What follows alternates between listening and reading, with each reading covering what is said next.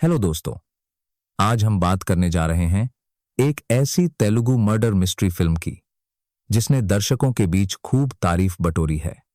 इस फिल्म का नाम है ब्लाइंड स्पॉट। यह एक ऐसी कहानी है जो आपको शुरू से अंत तक बांधे रखेगी। अगर आप सस्पेंस, ड्रामा और इमोशंस से भरी मूवीज के शौकीन हैं तो यह फिल्म आपके लिए परफेक्ट है। तो चलिए, बिना देर किए इस मूवी की कहानी को शुरू से अंत तक समझते हैं और इसके हर ट्विस्ट और टर्न को खोलते हैं।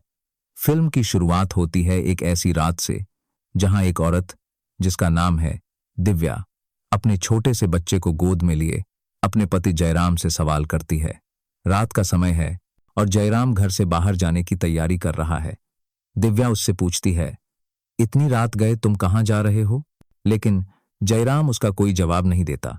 इससे दिव्या का गुस्सा 7वें आसमान पर पहुंच जाता है। वह चिल्लाने लगती है, तुम्हारा जब मन करता है घर आते हो, जब मन करता है चले जाते हो। मुझे कुछ बताना जरूरी नहीं समझते? आखिर तुम समझते क्या हो? जयराम, जो अब तक चुप था, अपनी जेब से एक साइकेट्रिस्ट का कार्ड निकालकर दिव्या के हाथ में थमा देता है और कहता है, तुम इस डॉक्टर से जाकर मिलो। यह सुनकर दिव्या और भड़क जाती है। वह गुस्से में कहती है, तुम समझते क्या हो? मैं पागल हूं? ठीक है, मैं डॉक्टर के पास चली जाऊंगी, लेकिन तुम किसके साथ रंगरलियां मनाने जा रहे हो? मुझे तुम्हारी हरकतों का अच्छे से पता है। इस बात पर दोनों के बीच तीखी बहस शुरू हो जाती है। उनकी नौकरानी लक्ष्मी, जो घर में काम कर रही होती है, उन्हें शांत करने की कोशिश करती है। वह कहती है, मैडम आप शांत हो जाइए। लेकिन उसकी बात सुनते ही दिव्या का गुस्सा लक्ष्मी पर उतर जाता है और वह जोर से लक्ष्मी के गाल पर एक थप्पड़ जड़ देती है। यह देखकर जयराम भी गुस्से में आ जाता है और वह दिव्या को एक थप्पड़ मार देता है। इसके बाद जयराम घर से निकल जाता है और दिव्या अपने कमरे में चली जाती है। लक्ष्मी, जो अब भी सदमे में है, चुपचाप अपने काम में जुट जाती है। कुछ देर बाद लक्ष्मी को घर में दिव्या के बच्चे के रोने की आवाज सुनाई देती है। वह सोचती है कि शायद बच्चा भूखा है और वह दिव्या को बुलाने के लिए उसके कमरे की ओर जाती है। लेकिन जैसे ही वह कमरे का दरवाजा खोलती है, उसके पैरों तले जमीन खिसक जाती है। वह देखती है कि दिव्या ने पंखे से लटकर अपनी जान दे दी है। यह नजारा देखकर लक्ष्मी घबरा जाती है और तुरंत पुलिस को कॉल करती है। पुलिस इंस्पेक्टर विक्रम अपनी टीम के साथ घटनास्थल पर पहुंचता है। लक्ष्मी उसे कमरे में ले जाती है जहां दिव्या की लाश पंखे से लटकी हुई है। विक्रम तुरंत कमरे की तलाशी शुरू करता है। तलाशी के दौरान उसे फर्श पर एक छोटा सा जेमस्टोन का टुकड़ा मिलता है जो आमतौर पर अंगूठी या ईयरिंग में इस्तेमाल होता है। यह सबूत विक्रम के लिए केस में एक अहम सुराग बन जाता है। विक्रम लक्ष्मी से पूछताछ शुरू करता है। वह पूछता है कि जयराम कहाँ है और क्या हुआ था। लक्ष्मी बताती है कि जयराम एयरपोर्ट गए हैं, शायद उनकी मुंबई में किसी से मीटिंग है। वह यह भी बताती है कि उसने दिव्या के गाल पर थप्पड़ मारा था, जिसके बाद जयराम ने भी उसे थप्पड़ मारा था। विक्रम की नजर लक्ष्मी के गाल पर पड़े निशान पर जाती है और वह लक्ष्मी से और सवाल करता है। विक्रम अपने कांस्टेबल को आदेश देता है कि जयराम को तुरंत एयरपोर्ट से वापस बुलाया जाए। इसके साथ ही वह लक्ष्मी से कहता है, तुम्हारी मैडम ने आत्महत्या नहीं की है, उसे किसी ने मारा है। यह सुनकर लक्ष्मी हैरान हो जाती है। वह बताती है कि दिव्या की कोई फैमिली नहीं थी, वह बचपन से अनाथ थी। जयराम का एक छोटा भाई है जिसका नाम आदित्य है। अगले सीन में हम आदित्य को देखते हैं, जो जयराम का छोटा भाई है।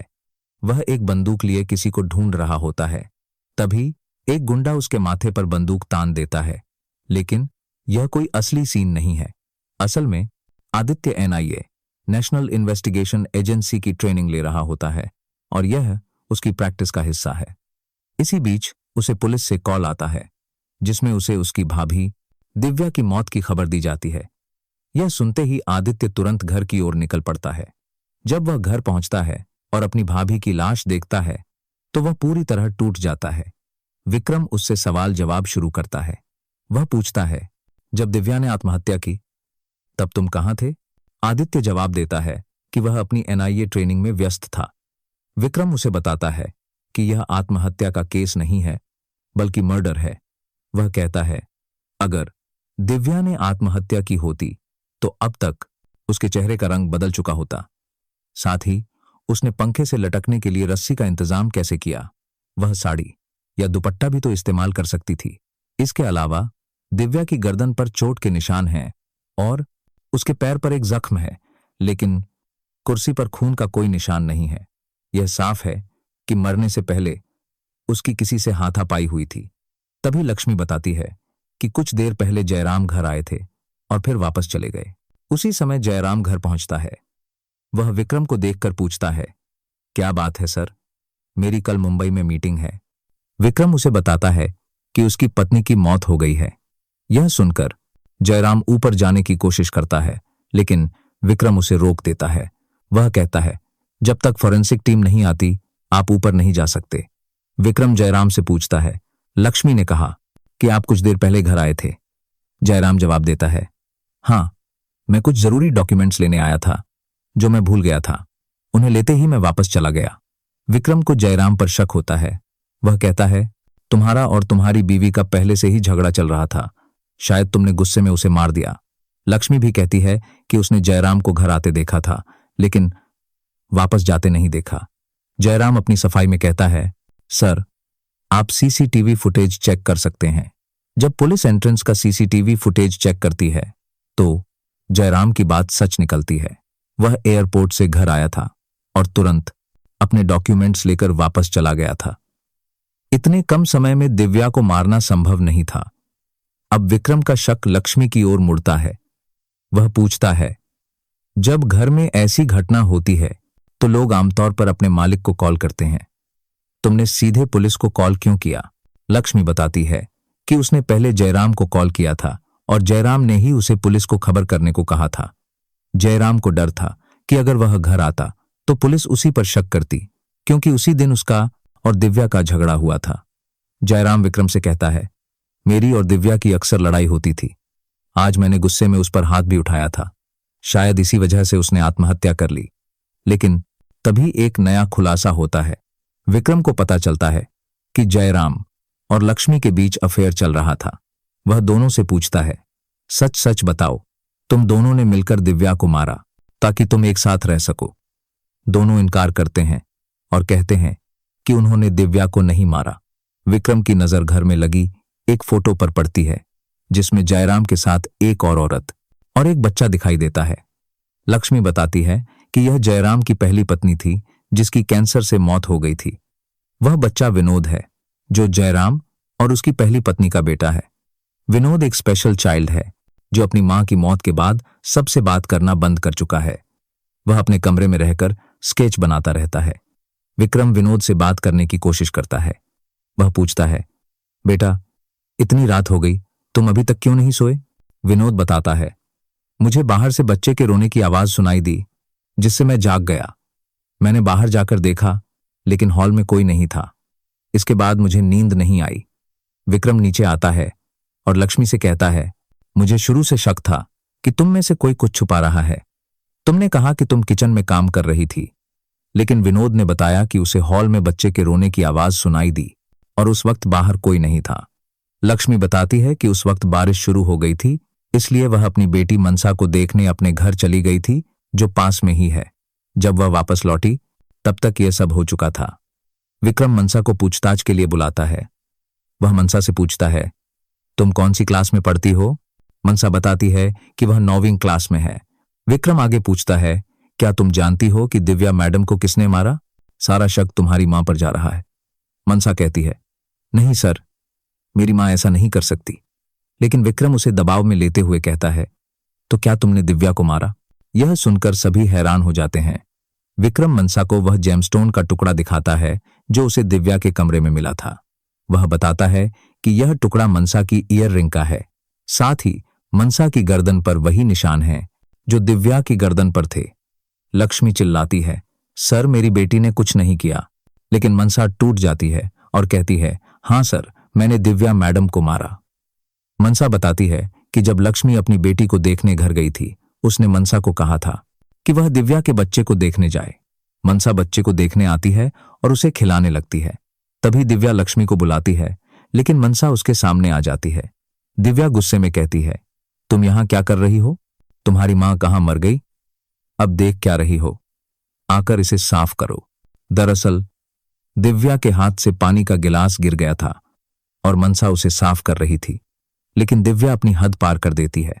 वह लक्ष्मी और मनसा को गालियां देती है और कहती है, तुम दोनों माँ बेटी मेरे घर में पड़ी रहती हो। तुम्हारी माँ तो किसी के साथ सोकर भी पैसे कमा सकती है। इतना ही नहीं, वह मनसा को लात भी मार देती है। गुस्से में मनसा दिव्या को थप्पड़ मार देती है। दोनों के बीच हाथापाई होती है और मनसा दिव्या को जोर से धक्का देती है। दिव्या का सिर दीवार से टकराता है और वह मौके पर मर जाती है।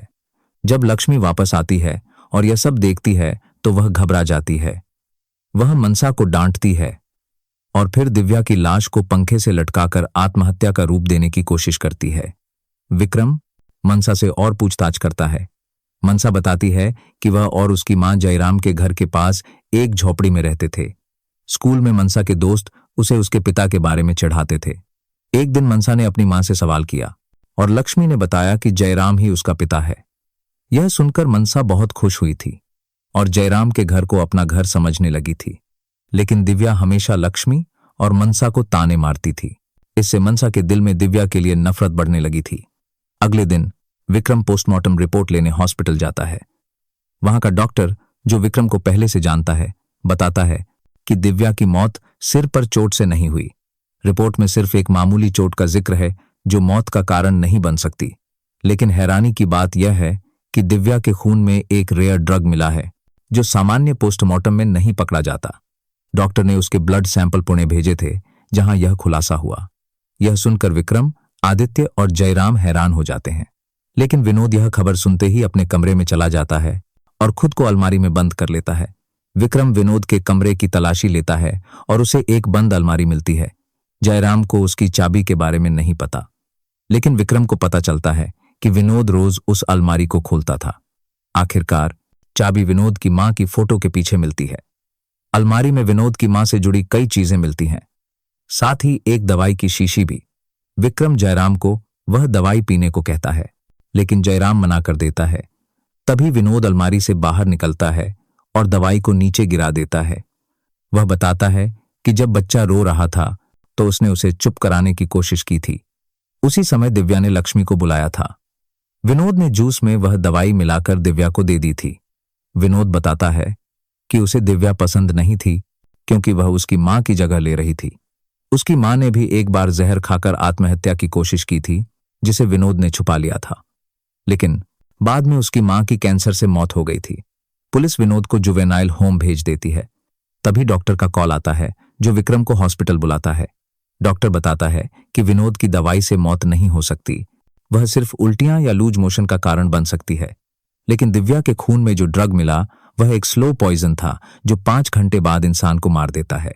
जयराम का पड़ोसी विक्रम को बताता है कि उसने एक मास्क वाले शख्स को जयराम के घर में घुसते देखा था।